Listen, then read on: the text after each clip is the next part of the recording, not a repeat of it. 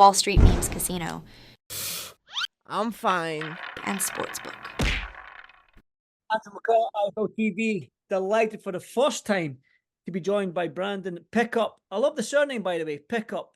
Probably perfect name for you, the way your life's gone with the professional rugby, the powerlifting and whatnot. But yeah, first and foremost, how's things? Things are very good, mate. Things are very good. Just finished a week of training, solid week of training. 12 session down in the books, and just come and finished hot and cold treatment. Just got out of the ice bath.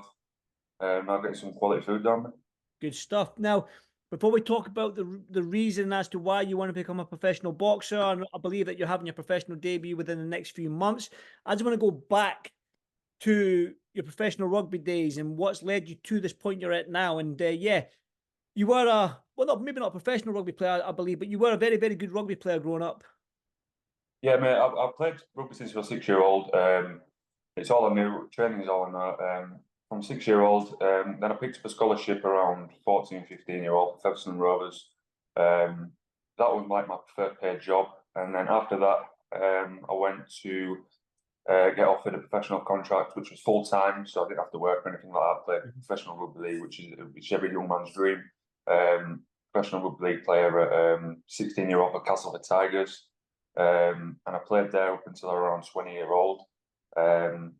Just on the brink of professional debut, in a sense of like making it on TV and things like that, but I just fell out of love with it and decided that was no longer for me after playing it for over 10 years, 14 years it was. But that you were only 20 years old, and normally that's where, when you do start getting that TV games and the crowds, that's when people start falling. Do you know what I mean? They start getting that the juices flowing again. But why do you think that you fell out of love with it at just 20 years old?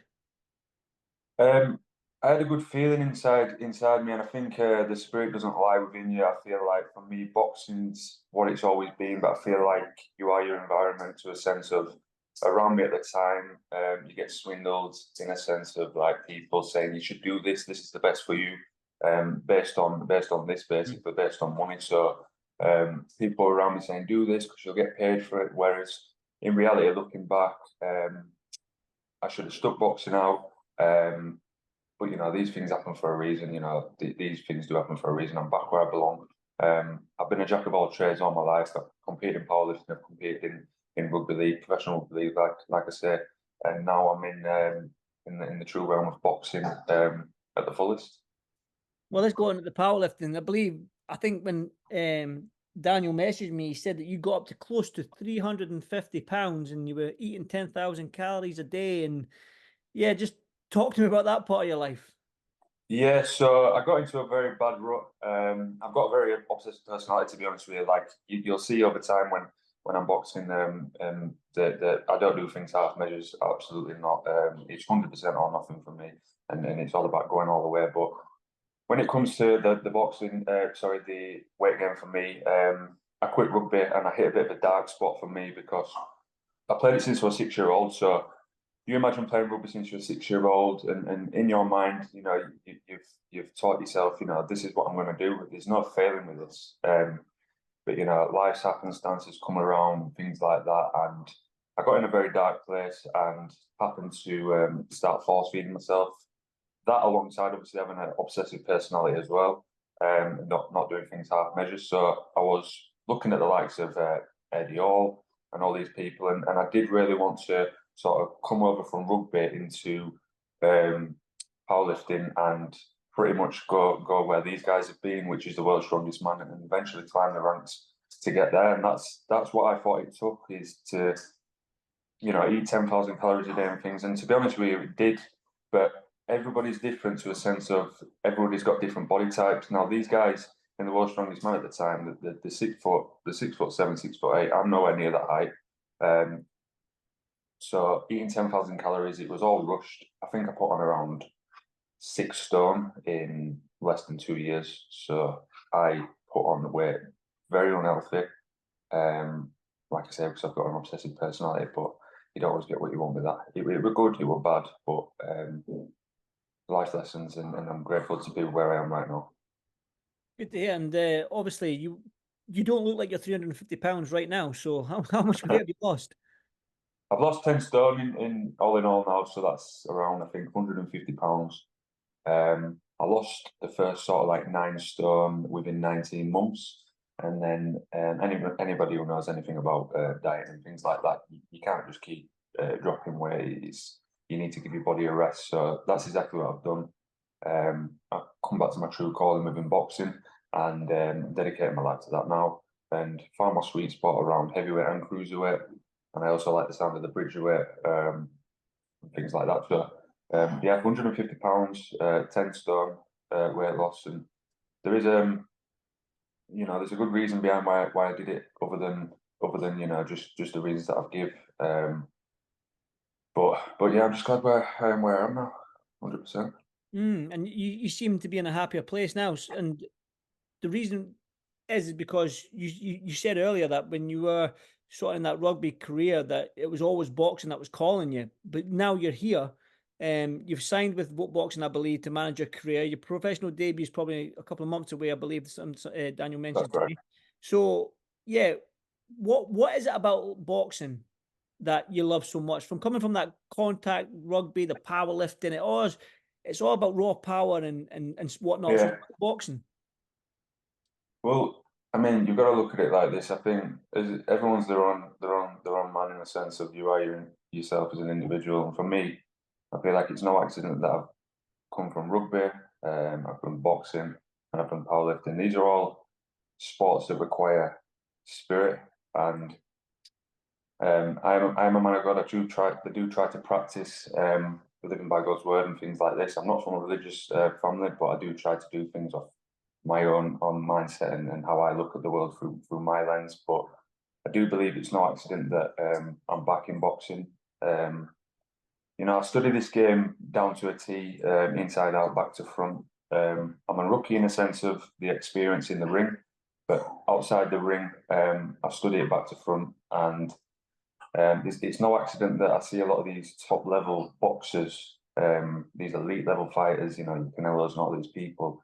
I do not believe it's by accident that these people always come to thank God, and that's because it's a sport that requires spirit, and we are called the modern day gladiators. And I think it goes way back to the Colosseum days, the Roman Colosseum days, and I feel like this for me, it goes way back. My granddad was a bodybuilder. He used to train with a guy called Reg Park, who was Arnold Schwarzenegger's training partner from Leeds. And I feel like it's within me to make a name for myself, make a name for the family, and do what I'm supposed to be here to do, and bring out the best in myself, and put my spirit to the test, 100%. I feel like as human beings, we want to see how hard we are to kill, and I believe I couldn't live life any other way. Well, good to hear you're a man of God. Amen to that. But yeah, what you mentioned there about your sort of experience in the ring. So what experience do you have? I haven't got much experience. I've got a lot of experience sparring and things like that, but in the sense of amateur, very limited background. I won the schoolboy ABAs. I was undefeated as an amateur, and I had a few off-license fights as well. I won them as well, and I've sort of been back and forth with boxing. Like I say, I've always been involved in physical activity when it comes to rugby and powerlifting. I've never not played sports since I was 6-year-old. I've never not competed. I've always trained for something. I've always been a goal-oriented person. I've always kept myself in good shape and things like that. But in terms of my amateur experience, it's very limited. But in this day and age, I feel like, I'm 27-year-old now. I think in this day and age, I've always looked after my body. I don't have much wear and tear. I've got all the attributes. I believe to give myself a 10-year window. 27-year-old now, get in and get out, and make the most of it. If you're going to try go all the way, and that's exactly what I want to do. You mentioned you found your sweet spot between that cruiserweight, heavyweight sort of division. You like the sound of bridgerweight. So bridgerweight's 15.7, I believe. Cruiser's 14.4. What are you sitting at right now? I'm at 97 kilos. I don't know what that is in stone. I go on kilos, but about 97 kilos. Like I actually dieted down to I hit my 10 stone weight loss goal, which was only around 2-3 weeks ago. That was the sort of like finale for me as my own individual goal. I got to 93 kilos, which is I think 2 kilo off cruiserweight. So I did that just to test myself, just to get down to know if I could get down. I can get down, feel good there. So I'm in a good place in a way because I can compete at cruiser, I can compete at bridger, and I can compete at heavy. So there's 3 divisions there that put me in a good place, especially in this day and age when it comes to the fight game in general and how the landscape is generally. Thinking just on the math, trying to do the maths in my head, I think you're probably about 15.5 stone maybe right now, which which is a couple of pounds and then your bridger weight, but then if you can lose a stone, that's you down at cruiserweight. And I've got to say the cruiserweight division right now domestically must excite you with the guys that we've got in this division at cruiserweight here in the UK. Like we've got the big fights tonight. We've got Royakpo and Billam Smith, Massey, Chamberlain. You've got Chef Clark. You've got all these guys here in the UK. So for you to find competitiveness in a division which is stacked, does the cruiserweight division excite you more than any other division? It does, to be honest. I think it's very exciting. I've got my eye on that fight tonight, and I feel like the heavies are good. Now I can open my hands up right now and admit that I'm not a natural heavyweight, 100,000%. A good thing about me, I have a lot of good self-awareness when it comes to knowing where I'm at, and that's exactly why my goal. I'm a goal-oriented person in the sense of I navigate right and things like that. So for me, I'm not a natural heavyweight, but I can compete at heavyweight. The division for me is definitely cruiserweight, and like I say, I've got my eye on that fight tonight. I've got a long way to go before I get in that position, but you know, that's the goal in the end for me, and I do believe that cruiserweight is my division, 100%. You mentioned you got one eye on that fight, but again, you've yet to make your pro debut, like you've just admitted there. You're a long way from it. So I suppose my question is, what do you want from the sport? Money, legacy, titles? What do you want to get out of it from in this 10-year window that you've set yourself? I want to give myself a sense of purpose. I've had a lot of troubles in my life when it comes to my family and other situations and things like that. You know, I've realised that life is very too short. It's just too short. I don't do things half measures, and like I was saying to you, you know, in this interview, it's as human beings we want to see how hard we are to kill, and I think the only way I know to live my life is to live life just like that.